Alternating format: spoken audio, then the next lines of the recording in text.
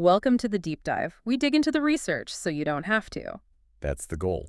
And today, we're tackling something really fundamental about women's health, maybe, often overlooked. Mhm. It's about how female-specific hormones, well, they basically run the show metabolically throughout life. They really do. They're like these master conductors changing the body's tune, and that fundamentally changes nutritional needs decade by decade. Exactly. And our mission today really is to kind of cut through all the noise on this. We've gone through a pretty comprehensive review of the latest research. Yeah, to give you a shortcut, basically, how to tailor your diet strategically through these really pivotal life stages, from Yeah. being a teenager right through to menopause. And the surprising thing, maybe, is just how many women aren't really aware of how much these needs change. It's not just, eat healthy. Right. It's much more specific than that. Yeah. And getting it right or not getting it right can have a huge impact on overall well-being. It's a potential blind spot. A massive one. So what we want for you by the end of this is to have some specific actionable insights, Right. to see nutrition less as just like fuel and more as a strategic tool, something you can use to ease these transitions and, honestly, improve your quality of life for the long haul. Okay, let's unpack this then. Where should we start? The beginning. Makes sense. Let's start with adolescence and puberty. Okay. So this is like the major construction phase for the body, right? Wow. Which makes it a time of really high nutritional vulnerability. Totally. Growth is just happening so fast. And puberty itself, it's not like flipping a switch. It's gradual. Right. It involves all these biological, physical, even psychological changes. And it's all driven by this thing called the hypothalamic pituitary gonadal axis, the HPG axis. Fancy term. Yeah. Basically, it's the brain talking to the ovary saying, okay, time to gear up. Gotcha. And that hormonal wake-up call, Yeah. it massively ramps up the body's demand for nutrients. So what specifically are we talking about? Like, what are the key things needed? While doing that big growth spurt, you need more macronutrients, calories, definitely protein. And then crucial micronutrients jump up too. Iron, calcium, zinc, folate, Okay. and don't forget, vitamins D, K, and B12. They're absolutely critical for bone growth right then, but also they're building the foundation for strong bones decades later. Think preventing osteoporosis. So the takeaway here is what you eat as a teen isn't just for like fueling that growth spurt. No, not at all. It's almost like pre-programming for older age. The iron, the calcium, it's fortifying you against problems you might not even think about for like 40 or 50 years. That's a great way to put it. Yeah. It's laying down that crucial groundwork for long-term health. Okay, so after that initial phase, we move towards menarche. That's the onset of menstruation, right? A big milestone. A very significant one. Wow. Yeah, it usually happens maybe 2 to 3 years after puberty really kicks off, marks the start of reproductive life. And what determines when that happens? Is it just genetics? Genetics plays a role, for sure. But it's not the whole story. Nutritional status is huge. Even environmental conditions can influence it. How does nutrition affect the timing? Well, adequate nutrition can actually speed up the production of a key hormone, gonadotropin, which directly nudges the age of menarche, or AOM, as it's called. AOM, okay. And I've heard about early menarches starting before, say, 12 or 13. Why is that timing something we need to pay attention to? Does it really matter? It does, surprisingly so, Yeah. because it connects these early life factors to really significant long-term health outcomes. No, it says. Well, the research shows pretty established links between early menarche and a higher risk of hormone-related cancers later on. Like breast cancer. Breast cancer, endometrial cancer, yeah. It seems to be largely due to just a longer lifetime exposure to estrogen. Wow. And it doesn't stop there. It's also linked to higher chances of cardiovascular problems, type 2 diabetes, insulin resistance. Okay, that's significant. So what are the nutritional factors? You said nutrition influences timing.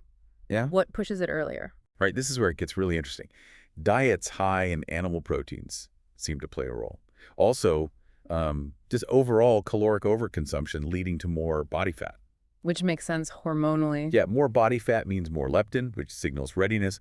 Also, high intakes of certain fats, zinc, magnesium, just high meat consumption overall. Even higher iron storage in childhood seems to be a factor. So a lot of typical Western childhood diet patterns might contribute then. What about things linked to a later start? Can diet delay it? Yes. The flip side seems to be diets higher in plant-based proteins. Think nuts, grains, legumes, beans, fruits. Okay. Dietary fiber is another one, especially insoluble fiber from grains. Also, isoflavones, you get those from soy foods. They have kind of anti-estrogen effects, Right. even carotene. So more plant-focused diets seem to shift the timing later. That's what the association suggests. It's a pretty powerful indicator of how diet influences basic biology. Though I should mention, the findings on just total energy intake, like calories overall, have been a bit inconsistent. It's not just about calories. So the really surprising thing here isn't just that there are risks with early menarche, but how deeply everyday food choices, things that seem minor when you're young, might be like pulling the strings on these really long-term health paths. Exactly. Your breakfast as a preteen could, in theory, be having a quiet conversation with your health risks decades down the road. Mind-blowing. Okay, moving on from those foundational years. Infertility is unfortunately a big concern for many, and the research shows a pretty strong link with diet, right? It's not a minor player. Not at all. It's quite profound how diet can either enhance fertility or, work against it. So what works for fertility? What should people focus on? Consistently, we see benefits from more plant-based diets that are rich in fiber and protein. Okay. Omega-3 fatty acids pop up again. They seem to help with egg quality. And obviously, getting enough essential vitamins and minerals is fundamental. You mentioned plant protein specifically. Yes. Plant-based proteins have actually been shown to reduce the incidence of infertility in some studies. And phytoestrogens, those plant compounds that sort of mimic estrogen, might also be helpful. Interesting. So given that, what are the common dietary mistakes people make? The things that might unintentionally hinder their fertility? Yeah, good question. High intakes of artificial sweeteners, really processed carbs, trans fats, those seem to create more of an inflammatory state in the body, which isn't great for fertility. Makes sense. What about supplements? Folic acid is the big one, widely recommended for all women of fertile age, really. And because deficiencies are so common, it's often crucial to check and potentially supplement iodine and vitamin D levels too. So the message for you, the listener, is that making specific dietary tweaks can be a really powerful and importantly modifiable way to support your reproductive health. It gives you some control. Absolutely. It's an accessible approach. Okay, now let's shift gears to pregnancy and lactation. This is obviously a time where nutrition is critical, not just for the mother, but for the next generation too. The demands skyrocket, right? They really do. Energy balance becomes key. Just your resting metabolic rate. The calories you burn doing nothing can go up by nearly 30%. Wow. Calorie intake typically needs to rise maybe 9%, and women usually gain around 4.5 kilos, nearly 10 pounds, in fat mass, which is needed for the baby and for milk production later. And do women naturally change how they eat? Often, yeah. Many women report shifting towards healthier diets, which is great, but then you have the cravings. Ah, yes, the cravings. Dairy and sweets are the most common culprits, apparently. Yeah. And aversions are big too often to meats, alcohol, caffeine. It's fascinating culturally how some beliefs tie these choices directly to influencing the baby. That is fascinating. But looking at the hard science, what are the specific nutrient needs that really ramp up? And where do women most often fall short? What's the biggest gap? Yeah, good question. Needs increase across the board for B vitamins like B6 and B12, vitamin D, calcium, protein, folate, zinc. But iron is probably the biggest one, where intake often doesn't meet the massively increased demand. Why so much iron? Your blood volume expands dramatically to support the placenta and the fetus. So iron supplements are very often essential to prevent anemia, fatigue, and potential impacts on fetal growth. Gotcha. And the amounts needed, they jump quite a bit. Oh yeah, protein needs might go from around 46 grams a day to 71 grams. Folate from 400 micrograms up to 600. It's significant. And what about after the baby arrives? Postpartum and breastfeeding? The body's still working hard. Making milk burns a lot of calories. And research actually shows that exclusive breastfeeding for at least 3 months is linked to significantly less postpartum weight retention. Oh, interesting. Yeah, and it might even offer long-term protection for the mother against obesity and cardiometabolic diseases. And another cool thing, the actual composition of breast milk, the macronutrients, can vary based on the mother's diet, whether she smokes, even if the baby was overdue. Wow. And hormones must be playing a huge role throughout pregnancy, too. Absolutely massive. Yeah. You've got soaring levels of progesterone, estrogen, plus specific pregnancy hormones like HPL and HCG. These all influence appetite and metabolism. And can they cause issues? Unfortunately, yes. These hormonal shifts can be linked to conditions like preeclampsia and gestational diabetes. Yeah. And there's a weird paradox with estrogen. Oh. Usually, estrogen is linked to lower food intake. But during pregnancy, it seems to increase intake, probably working together with progesterone because the body just needs so much more fuel. So if nutrition isn't optimized, or maybe if weight gain is excessive, what are the risks for mom and baby? The risks are significant. Excessive weight gain increases the chance of having a very large baby called macrosomia, which is linked to early onset obesity in the child. Okay. For the mother, poor nutrition or too much weight gain raises the risk of preeclampsia, gestational diabetes, blood clots, needing a C-section. And it goes even deeper. The mother's diet can impact the baby's brain development and even shape their gut microbiome. The gut microbiome, that's amazing. It is. What the mother eats influences the crucial community of microbes setting up shop in the baby's gut, with long-term implications for immunity, metabolism, maybe even mental health. Are there interventions that work? Things that help women navigate this? Definitely. Studies show things like meal replacements can improve micronutrient intake. Simple strategies like promoting fruits and veggies over fast food and sweets work. Reducing late-night snacking, cutting down on sugar. These targeted efforts can make a real difference. It shows diet is a powerful lever. It really is incredible how much mom's diet is like laying the blueprint for the child's future health. What's one surprising impact people might not think about? I think that gut microbiome link is one. The idea that your food choices are directly seeding your baby's internal ecosystem even before they're born, that's pretty profound and maybe less obvious than, say, bone development. It really highlights this intricate dance between diet, hormones, and health for both mother and child. Absolutely. Okay, let's move to the final major transition. Menopause. Often defined as, the complete end of periods for a full year? That's the technical definition, yeah. Amenorrhea for 12 consecutive months. It typically happens somewhere between 45 and 56. But crucially, the perimenopause, the lead-up, can last for years.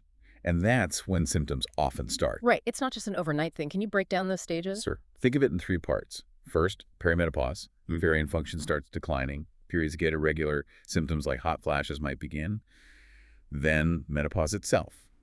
Periods stop as the ovaries aren't responding to brain signals anymore. And finally, postmenopause. Yeah. You've been period-free for over a year. And the symptoms and potential health issues during this whole transition, it sounds like a lot can happen. It can be quite a list, and it varies hugely from woman to woman. You've got mood swings, sleep problems, restless nights or common bloating, weight gain, the infamous hot flashes or flushes, irregular cycles during peri, sometimes depression, headaches. And these are influenced by all sorts of things: demographics, your psychological state, general health habits. And beyond those immediate symptoms, what about longer-term health complications? That's where we need to be really aware. Vasomotor issues like hot flashes affect up to 75% of women. Urogenital atrophy is common, leading to dryness, sometimes painful intercourse. Osteoporosis risk goes way up. Backaches, fractures become more likely. Modifiable risks there are key: calcium, vitamin D, exercise, not smoking. Okay. Cardiovascular disease risk also increases because you lose the protective effect of estrogen. Abdominal fat tends to increase, linked to worse cholesterol, insulin resistance, higher risk of type 2 diabetes, heart disease, even dementia and breast cancer. Wow, the list keeps going. Yeah, depression affects about 20% of women, especially during perimenopause. Cognitive issues like memory fuzziness are common. And sleep problems, insomnia, maybe 40–50% experience that. It's a major life shift. It certainly sounds like it. Now, here's a question that might surprise people.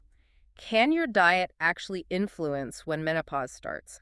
Can food choices speed it up or slow it down? It seems so, yes, which is pretty fascinating. What does the research say? Well, some studies link a reduced risk of starting menopause early with higher intakes of things like fresh legumes, fatty fish like salmon, and plant-based proteins. Interesting. And what about things linked to an earlier start? Higher consumption of refined pasta and grains seems to be associated with earlier natural menopause. And perhaps surprisingly, some research suggests a vegetarian diet might increase the likelihood of earlier menopause. A vegetarian diet? That is surprising. It is. And on the flip side, alcohol consumption has actually been linked to a delayed onset in some studies. So yeah, our plates seem to be connected to our biological clocks in really intricate ways. Okay, so knowing all these challenges and influences, how do nutritional needs actually change during menopause? What are the key dietary shifts that can help manage symptoms and protect long-term health? Well, the first big thing is that basal metabolic rate generally decreases. Your body just needs less energy, even if you're doing the same amount of activity. So fewer calories overall are needed. Typically, yes. And while there's no single menopause diet that fixes everything, specific nutrients become really important. Like what? Let's start with macronutrients, protein, carbs, fats. Protein becomes quite key. Aiming a bit higher, maybe around 1.6 grams per kilogram of body weight for postmenopausal women, seems beneficial. It helps fight that tendency to gain fat and lose muscle mass as estrogen drops. It supports keeping skeletal muscle. And antioxidants help there too? Yes, things like beta-carotene, vitamin C and E, magnesium, they support energy metabolism and muscle function. For carbs, the focus should really be on whole grains. Why whole grains? They seem to improve how your body handles energy, impacting the basal metabolic rate positively. Following something like a Mediterranean diet pattern rich in whole grains, nuts, fruits, olive oil, even whole dairy is consistently linked to having less body fat during this time. So shifting the quality of the macros is key. What about micronutrients? Vitamins, minerals, where are the big focus areas? And are there common shortfalls? Oh, micronutrients are huge here. Vitamin D deficiency is incredibly common, like 60–70% of women over 40 might be low. And it's linked to way more than just bones, autoimmune issues, depression, diabetes risk, even cancer. Wow. So how much is needed? The basic RDA is around 400 IU, but honestly, many women likely need more. Getting it from fatty fish, some sun exposure, fortified milk is good. Calcium's another big one for bone health and blood pressure. And most women don't get enough. Shockingly few meet the RDA of about 1,200 milligrams. Best sources are dietary leafy greens, dairy, seeds, nuts, sardines, because they come packaged with other good stuff like fiber and potassium. Okay. What else? Vitamin B12. The RDA is 2.4 milligrams, but absorption can decrease postmenopause because of less stomach acid. So sources like oysters, crab, beef become important. Folic acid RDA, about 400 milligrams, is crucial because low levels are linked to higher homocysteine, which is a risk factor for Alzheimer's and heart disease. Spinach, white beans are good sources. Got it. Omega-3s. Still important, especially for reducing cardiovascular risk. Fatty fish again, or plant sources like flax seeds, walnuts. Key here is the ratio with omega-6s, which we tend to get a lot of from processed foods and grain-fed meat. Right. Any others often lacking? Magnesium and zinc are often low. Magnesium helps with mood, muscle relaxation, bone health. Zinc is vital for bones, immunity, wound healing.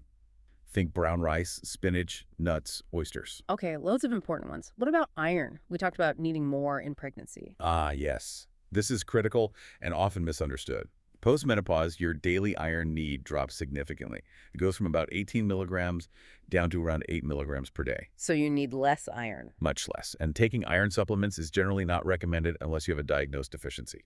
Too much iron post-menopause can actually be toxic. Toxic? How? It can potentially harm the pancreas, liver, heart, joints, and may increase the risk for type 2 diabetes and even some cancers. Getting iron from food sources, meat, poultry, fish, beans, greens, is usually enough to meet that lower need. That is a really vital point. Less iron needed, supplements likely unnecessary or even harmful. Okay. What about phytoestrogens? We hear about those for menopause. Yes, they can be helpful. These are plant compounds that have a mild estrogen-like effect, which can help balance things out as natural estrogen declines. Where do you find them? Soy isoflavones are the most studied, found in soybeans, tofu, edamame.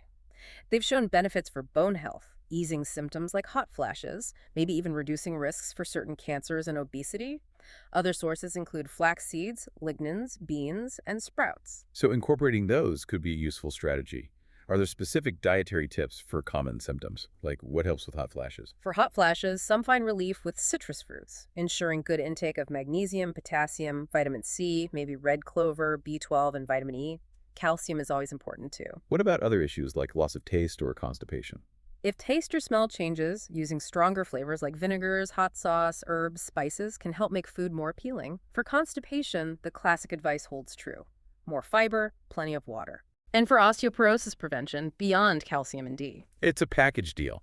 Calcium-rich diet, regular weight-bearing exercise, cutting back on red meat, increasing veggies and grains, avoiding too much concentrated sugar, definitely quitting smoking, and limiting coffee, tea, and alcohol. Makes sense. As a sort of interesting side note, what about traditional approaches like Ayurvedic herbs? Do any come up in this context? It's interesting, yeah. Traditional Ayurvedic medicine does recommend certain herbs. Ashwagandha is a big one, an adaptogen thought to help with stress, sleep, hormonal balance. Okay. Shatavari is often used for female health, mood swings, hot flashes. Amla, or Indian gooseberry, for immunity and hormones. Curcumin from turmeric for inflammation and joint pain. Fenugreek has phytoestrogens. And holy basil or tulsi for stress and adrenal support. These are often used alongside diet changes, of course. Fascinating. It really drives home how much nutrition can do to help manage symptoms and lower those long-term health risks during menopause. It's empowering. It absolutely is. It offers real pathways to improving quality of life, not just coping, but actually thriving through this transition. So wrapping this all up, the big picture from this deep dive is crystal clear. Being strategic, timely, and really informed about nutrition at every single stage of life is, well, it's not just beneficial, it feels essential for women's health, both mental and physical. It really is. It's like this ongoing dynamic conversation you're having with your body through food choices. So the final thought for you, the listener, is maybe this. Think about how continually mindfully adapting what you eat from those foundational choices back in your teens, through the needs of fertility and pregnancy, right up to the targeted support needed during menopause, how all of that profoundly shapes not just how you feel today, but your health story decades from now. Exactly. It's a powerful ongoing dialogue. And every small, informed choice you make really does add up to shape that bigger picture of lifelong health and vitality.